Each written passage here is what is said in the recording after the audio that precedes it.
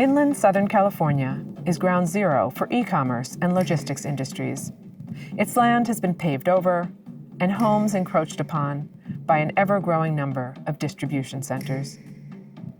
The growth of logistics here is not by chance.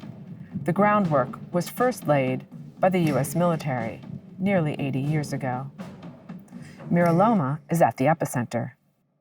I kind of locate the early story of logistics as one really linked to both race, thinking about who is shipped out from Los Angeles and interned against their will involuntarily in these holding facilities, these internment camps, as well as like a way to get supplies out to soldiers who were training for World War II and sent to Europe and North Africa. The first real warehousing is starting to happen in San Bernardino in early January of 1942. And so the San Bernardino site was called Camp Ono.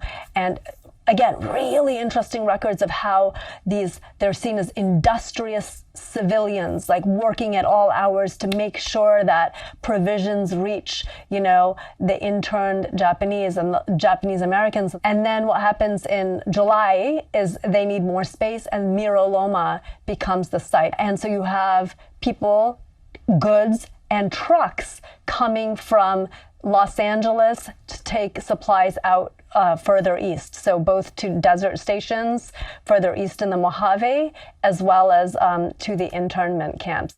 After World War II, the warehouses at Mira Loma remained in use by the Army and supplied troops in Korea during the 1950s.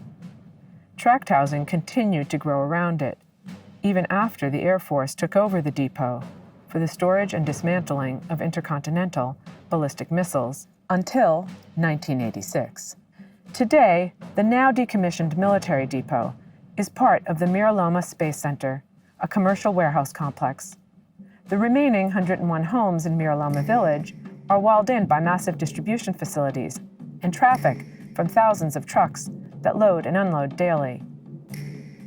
The mostly Latinx residents breathe some of the worst smog and diesel particulate pollution in the U.S., with long-term, reverberating health impacts.